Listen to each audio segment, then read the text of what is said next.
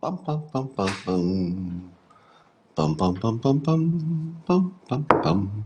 Hey everybody, get in here because it's time for Coffee with Scott Adams, and I'm Scott Adams, and I've got my coffee, and so should you.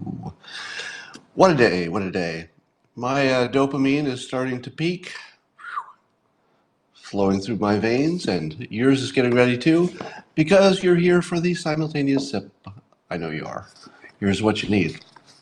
You need a cup or a mug or a glass, a stein, a chalice or a tankard, a thermos, a flask, a canteen, or a vessel of any kind. Fill it with your favorite liquid. I like coffee. And join me now for the unparalleled pleasure, the thing that gets the rest of your day going, the thing that makes everything better. It makes your exercise go faster, makes your chores easier. It's the simultaneous sip. Join me, please. Ah, shivers. Shivers, I say. Well, normally what I do is I make myself some notes before I do these periscopes. And then I look at my notes and I say to myself, hey, I think I'll talk about these things on my notes. Today, I have no notes. Well, there's something here, but no notes that are relevant to this because it seems like there's just one topic. One topic. The poor Democrats, having now experienced the most humiliating defeat in the history of politics, not counting 2016, and here I'm talking about, of course, the Mueller catastrophe. What would be a better word for the Mueller thing? The Mueller disappointment, the greatest disappointment of all time. Um, so, how would they respond? Well, if you are an ex-Clinton communication person, you might say something like, everybody's a racist who votes for President Trump. Joe Lockhart, possibly not the best person in the world, actually tweeted today, let's make it clear, I'm paraphrasing, that anybody who votes for President Trump is a racist and should wear that badge proudly. And I thought to myself, was there some kind of competition to see who could be the worst human being in the world? And is Joe competing at the highest level for this? What exactly could be worse for the country than declaring that everyone who votes for a candidate is a racist? Everyone. How could how could that person who said that in public ever get a job again? How could you expect to go through life operating in society, having just branded, I don't know, 35% of us or whatever it is, as racist for a political preference which resulted in the lowest unemployment for African Americans, a raging economy, no wars, and pretty much everything going pretty well? What exactly? What do you do with that if you've just suffered the biggest humiliation in political history? Well, you got to come up with something.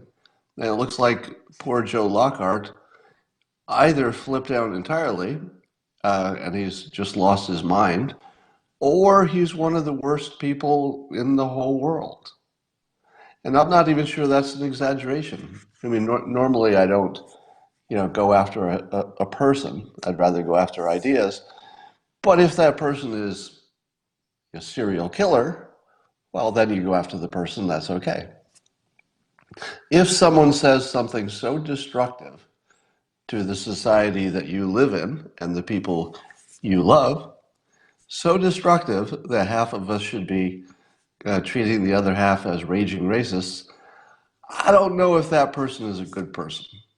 I mean, I think that crosses the line from politics to just flat out being a horrible human being whose value in this society is deeply in question, I would say.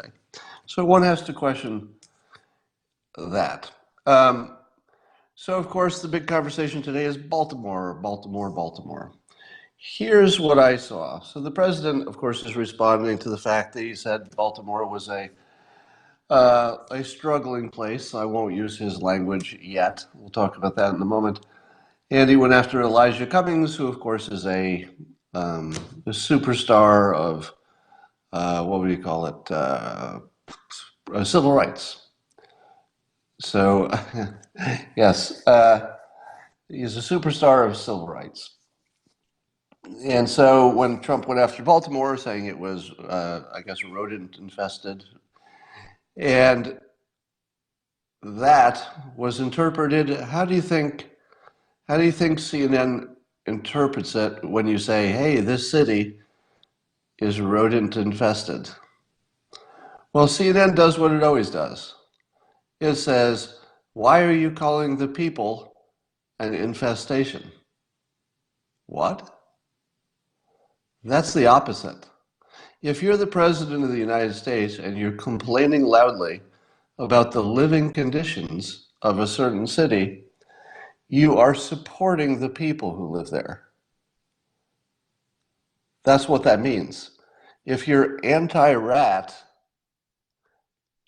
about a city that has both rats, unfortunately, too many of them apparently, and humans trying to, make their best in a world which has not been kind to them, you're not anti-people, you're anti-rat. The rats should be on the other side from all of us. We should be unified against rats. President Trump somehow, and I wish I were making this up, it's the craziest thing. Somehow, Trump got the Democrats to side with the rats. I think. Because his tweet was anti-rat. I don't know how much more clearly anti-rat it could be. Anti-rat is pro-people. Because you'd like the people to not experience all the rats. That was very clearly the point. The President of the United States doesn't complain about a city and its rats because he's in favor of the rats. What the hell is wrong with you if you think he was pro-rat? No, anti-rat. Very clearly, doesn't like the rats. Rats are here. Here's President Trump not liking them. Not liking the rats. Anti-rat. Could I be any more clear about that? It's rats versus people in Baltimore. The president is rooting for the people. Okay? He's in favor of the people. The Democrats have actually taken sides with the rats. Against the people, I guess. Because I don't know how else to interpret this. So, Victor Blackwell, African American, which matters to the story, unfortunately. What a messed up world. What a messed up world that when I want to talk about Victor Blackwell, major host on CNN, how messed up is it that in order to tell my story, I have to tell you he's African American? Like, the fact that I even have to include that in my story is just wrong on 1,000 levels. Like, it's a thing we should be ignoring as hard as we can to have a better country. And instead, it's the thing we have to talk about. But let's talk about it. So, Victor Blackwell, African American host, gave I don't know if he actually cried, but he was emotional, almost tearful defense of his beloved Baltimore. And I respect him for loving his hometown. That's all great. But he presented his argument that Trump refers to black and brown people as infestation. That is exactly the opposite of what happens, both in this case and in the other cases where Trump has used the word infestation in public. When he uses it, he's talking about the crime and the disease because he's in favor of the people. He doesn't talk about the crime and the disease because he's in favor of the crime and the disease and the rats. He's against those things Duh. Can everybody give me a duh? We're going to do a simultaneous duh. This calls for people all over the country listening to this Periscope. At the count of three, I want you to give your best duh so that you can express your amazement that the Democrats are taking sides with the rats. Let's let them know that we understand that when we talk about infestation of the cities, we're against the rats. The rats are the bad people in the story. The people are the good people in the story. Wouldn't you love to help Baltimore? Yes. Yes, indeed. No joke. I have been in deep conversations in the past 2 years about how I personally and some other people who lean Republican can help Baltimore. I've actually been in those conversations with people who were talking about large amounts of money and how it could be helpful to Baltimore. Now, those conversations didn't go anywhere, in part because we didn't know if we could work with Baltimore. All right. So I don't need to say more about that. But reality is quite different from whatever they're doing. All right, get ready for your best duh. At the count of three. 1, 2, 3. Duh. Duh. Yes, when the president talks about infestation, it's anti-rat. Pro people. Pro people. How do we know this? Well, the president clarified, and he said, the facts speak louder than words. This is in his tweet. The Democrats always play the race card. Yes, they do. Duh. Duh. When in fact they have done so little for our nation's great African American people.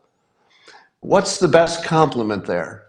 Our nation's great African American people.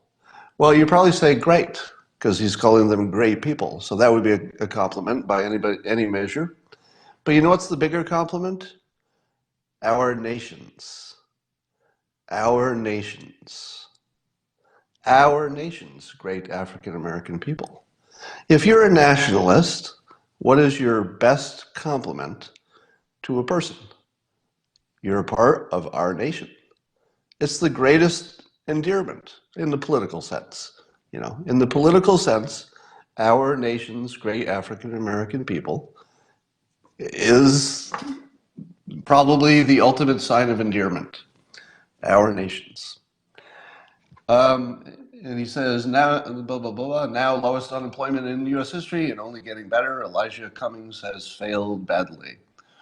What is the best thing that President Trump could do for Baltimore? Go after his leaders. You want to help the people in Baltimore? Go after his leaders. Do you think the people in Baltimore can help themselves? Well, some of them can, certainly. But they're in a deep, deep hole. And the biggest lever, the best way to help Baltimore, is to go after their leaders with no mercy. No mercy. President Trump is finally going after their leaders with no mercy. Finally. Who's trying to stop him from doing this? The Democrats. Nancy Pelosi. Oh, he's a racist. Joe Lockhart. Oh, he's a racist. Don't make him go after the leaders who have just dug this gigantic hole and threw their population into it. Don't go after them, huh? No. Anyway, so CNN, of course, because they only have one business model, which is, hey, have you ever seen the? I wonder what it's like at an executive producer level at CNN. I have a feeling it goes like this. Okay, so what are we going to do for a story? Has anybody got any ideas for how to turn ordinary words into obvious signs of racism? How about we use the word infestation? Perfect, perfect. We've already used all the other words and called them racist. Now, Make America Great is racist. And if we're talking about rodents, infestation is racist now. Okay, let's just make all words racist. And scene. So CNN has become a ridiculous joke of itself. Okay, maybe that happened earlier. This Baltimore thing is why the Democrats should not be allowed to have power. And I hate saying that because I'm not really the team player guy. I don't really care if Republicans or Democrats have power. I really don't. I'm not a registered anything. I've told you I'm left of Bernie in terms of I would like people to have health care and be able to have a good life. I don't know how to get there. Neither does Bernie. But I certainly don't have some natural automatic preference for party. If the Democrats were killing it, I'd say, yay, Democrats. I wouldn't care. But oh my God, the Democrats have gone from ruining cities to try to take their game to the national level and try to ruin the whole country. And I've got a feeling that they have lit the wrong match here. Because what's going to happen? Tell me what has happened for the last 2 days. So for the last 2 days, what have we talked about? Trump is a racist, and everybody who supports him is a racist because we're opposed to rats. That's the story on CNN. Republicans are anti-rat and pro this nation's great African American people. Very clear distinction. One, great. The other, rats. Republicans are very clear about what team they're on. Team America, not Team Rat. Democrats. I just realized that you can't spell Democrat without rat in it. Democrat? Yeah. If you combine democracy with rats, what do you get? Demo-rats. I guess I'm not the first person to come up with that pun, but I don't think it's a coincidence. But what has happened is I'm seeing stories about Baltimore and what a terrible place it is. You're seeing some really, you're going to see stories about San Francisco streets and about Baltimore streets and maybe Chicago streets and murder rates and infestation. You're going to see nothing but. You're going to see nothing but that stuff. And I don't think this is good for Democrats. Let me put it this way. Thanks to Nancy Pelosi and the Democrats who are in CNN, what will most of the conversation be for this week? Well, there will be two versions of it. One version will be, look at that big old racist Donald Trump. And they will give you more evidence that makes you shake your head and say, I don't see that. In other words, they'll say he's anti-rat and therefore he's a racist. And people all over America will say, okay, are other people seeing this? Because I'm not sure I'm seeing it. And that conversation is going to make you focus on the problems in the cities, just because that's where the conversation went. It's going to make you think about those rats, and it's going to remind you that every one of the cities that we're talking about have Democrats as leadership. That is the matchup that Trump wants. Talk about walking into a trap. You know, I've often said that one of Trump's superpowers is that since he can take the heat, he can do what nobody else can do. He can say what people, other people just can't say. He can raise topics that other people would be afraid of. So just think about the fact that he just went directly and hard at Elijah Cummings, one of the most famous leaders of the African American community, a hero to civil rights. But that hero to civil rights was standing between progress and doing something for Baltimore. He's the problem. Not him specifically, but anybody who's in charge of that area, the mayors and et cetera, they've got some explaining to do. And instead of going soft on them because he doesn't want to be called a racist, This president says, no, I'm going to go hard at it. I'm going to go as hard as you can go at something, and I'm going to put all the energy there. And when it's done, they will not have called me a racist more than they already were. In other words, it won't make any difference because they've already exhausted that play so badly that they're running on fumes. There's no, Joe Lockhart tried to figure out a way to make this a bigger claim. It was big enough. They said, your president is racist. And now he said, okay, that didn't work. What if I say everyone who votes for him is a racist? Let's try that. Now that we've exhausted the racist claim about the candidate, let's see if we can extend it to a third of the country. Oh, Joe Lockhart, no wonder you can't get a job with politics anyway. That's the worst idea anybody ever had. Not only will it not work, but man, that's going to get people out to the polls. That should turn out the vote for Trump. So Trump goes into the situation where things can't get any worse for him, meaning the heat can't go any hotter. He's already operating at maximum heat. There's nothing left. They don't have anything that's worse than racist, and it didn't work. It's completely bankrupt, and it's just ridiculous. It's jumped the shark by so many jumps. You can't even see the shark anymore. Worst analogy ever. But he's putting superheat on Baltimore. He's putting superheat on their leaders, and he's calling them out for failing the, quote, nation's great African American people, to quote the president. Who else could have done that? Think about it. Think about, say you're a citizen of Baltimore.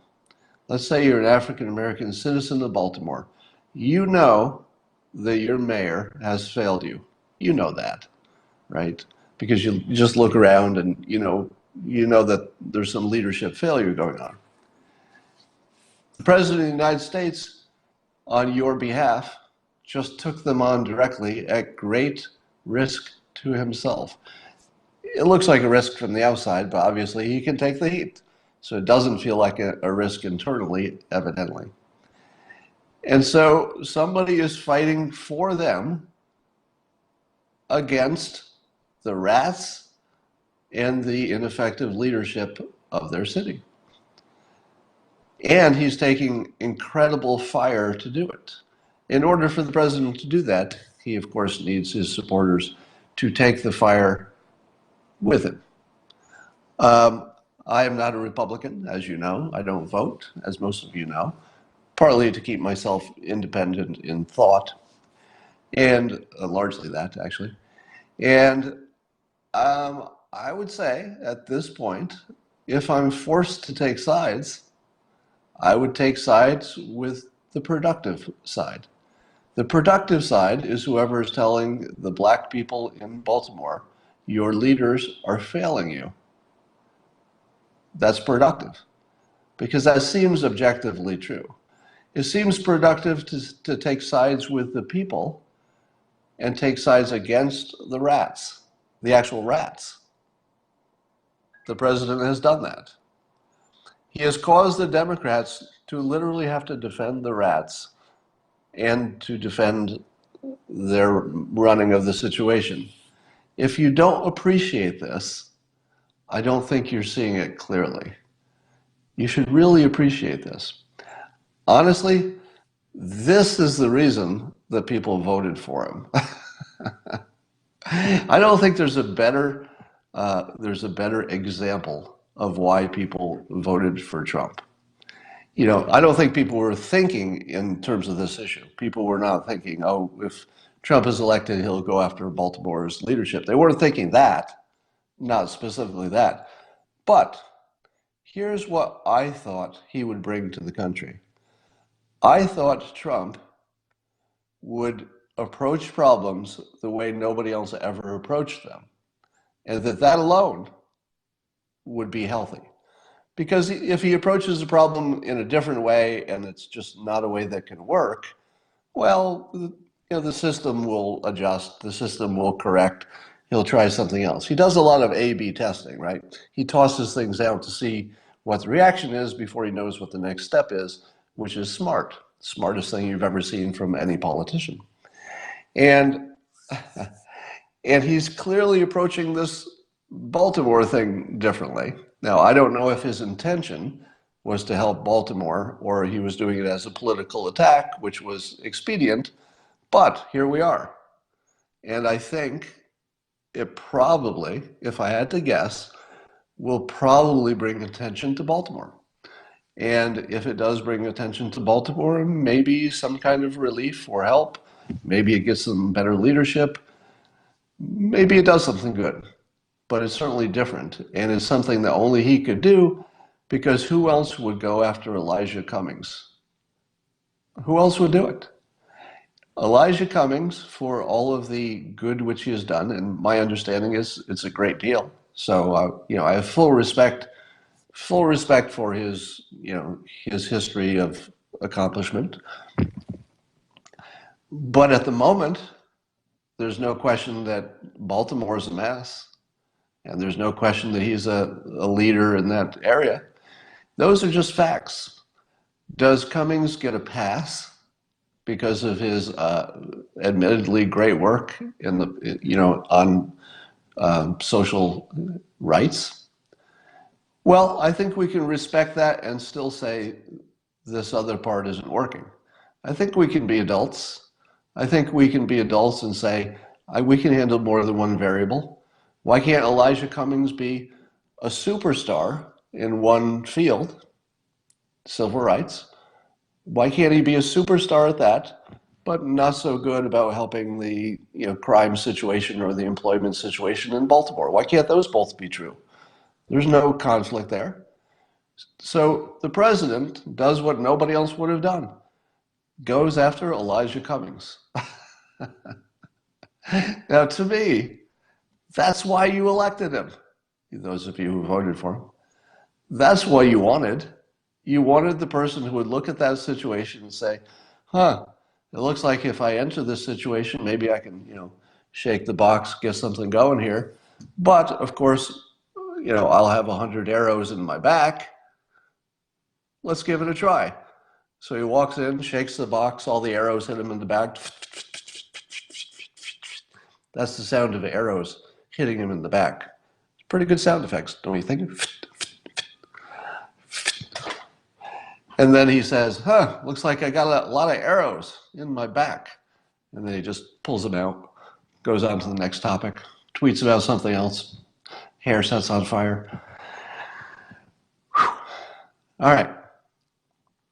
I don't think anything else happened in the last 24 hours, did it? I don't think anything else happened.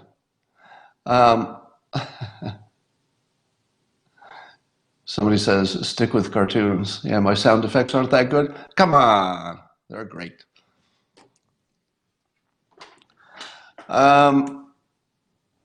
Baltimore is only number 2 on the murder list. I've never talked more about Baltimore than this week. Oh, somebody's saying that Tulsi Gabbard sued Google. Yeah, we don't know too much about that, or I don't know too much about that. I'm sure Tulsi knows all about that. Here's what I'm going to do. I think I mentioned this before. I'm planning to do an interview series that's on top of these periscopes. So in other words, in addition to the periscopes, I would do a slightly higher quality recorded interviews with some special people. And I would love to do some presidential candidates. Now, here's my pitch. Roughly 100,000 people will see any of my periscopes or YouTubes. And if I had a big name guest, it would be at least 100,000. If you can get 100,000 Americans to look at you talking in a forum that would be a friendly forum, because I'm not the one who's going to try to embarrass somebody on an interview. But I would ask interesting questions. I guarantee that you would see some questions you hadn't seen before, some ways of thinking, some casualness to it that was unusual, and I think you'd enjoy it. Give you a real sense of the candidate. But I'm looking for someone to go first. I did hear, I had heard a positive response from Andrew Yang, but that communication sort of dropped, so I haven't heard from his team. But if there's anybody else, whether it's Tulsi Gabbard or anybody else, you could just contact me on Twitter, or there's lots of ways to contact me. If you get on LinkedIn and send me a message, I read all of those. So you could guarantee that I would see your message within a day if you go to LinkedIn. I don't respond to all the messages I get on all the platforms, but because here's a little secret for you. My smallest social media platform is LinkedIn, like 6,000 people or something, and I don't get that many messages. So if it's a business type of thing, like it's somebody who wants to be on an interview or something, that's the way to contact me. I always see those. All right. But I see most of what's on Twitter too. I just can't guarantee I'll see all of it because I've got over 300,000 followers here. Get more messages.